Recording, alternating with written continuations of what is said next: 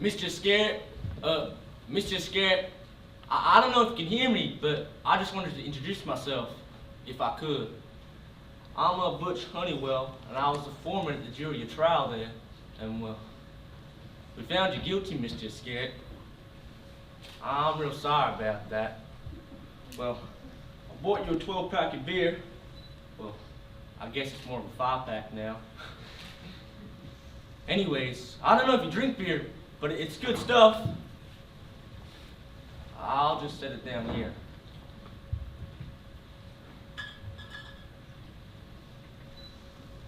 Oh, okay then.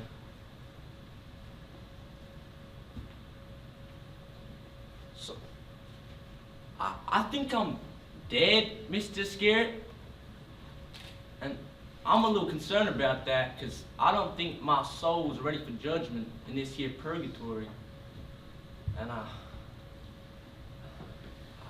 just really miss my wife, Mr. Iscariot. Is it okay if I tell you that?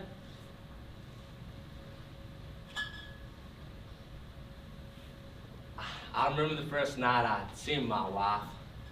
It was at this party at Jim Rayburn's house, and I was sitting out on the deck thinking about school ending. See, I had played Tom in the Glass Menagerie in the final school play. It was the first time I'd ever acted. Everyone said I was real good. Then all of a sudden, I see through this window this blonde girl wearing a red jacket. Had this smile that was, even from a distance, just kind of electrifying, you know? About a minute later, she came out onto the deck. She was so beautiful that I remember thinking to myself, I ain't ever gonna be talking to this girl. She's way out of my league, miles above. Before I knew it, she had soldered up next to me, and she said, I saw you on the play the other night. You made me cry. 2 days later, we went out on a date. And when I was driving her home, we drove by this house where my good friend Dave Hogue used to live, who had died a few months earlier. I hadn't been by his house since he passed. And when I saw the house, I started to tear up. I couldn't help myself. I couldn't shut it off. And, you know, I was embarrassed, and she just held me a while.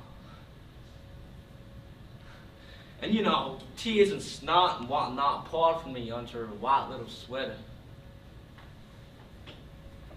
She didn't mind. She didn't mind at all. When I eventually got her home, we started to kiss, and well, God, I'll tell you, it was like peaches and dynamite. Before I left, I apologized to her about the crying and all, and you know what she said to me? She said, don't be a jackass, Butch Honeywell. And you know, I went on to explain my meaning about crying, which was, you know, if you want a girl to think you're sensitive or something as a move, then maybe taking her to your dead friend's house and crying over a pretty white sweater might be a good way to do it. You know what she said, Mr. Iscariot? She just said, if it's a trick, then I'm tricked. 3 years into our marriage, I took up a job teaching economics at the state college. I was popular with students because I was one of the younger teachers, I guess. One night at the end of the semester, they took me out for some beers, and I ended up, I guess I had a few too many, and I wasn't thinking clearly or nothing, and well, as I said, I wasn't thinking clearly, and I ended up sleeping with one of the students, a young lady lady named Lucy.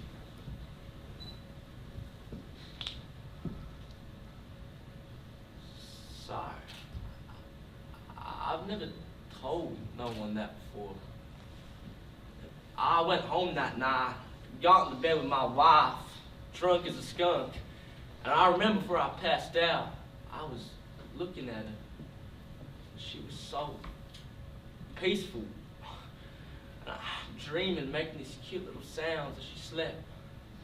And she didn't know nothing about nothing, as if the night before had never happened. Except it did. I knew it. And I have no idea why I had done what I had done, but I had done it, and it couldn't be changed. Oh boy, I tried a lot of things to make it better. All that did was more beer and more women. Do you know who W.H. Auden was, Mr. Iscariot? W.H. Auden was a poet who once said, God may reduce you to tears of shame on Judgment Day, reciting by the heart poems you would have written, and your life was good. She was my poem. Her and the kids, but mostly her. You cashed in silver, but me, I threw away gold. And that's a fact. That's a natural fact.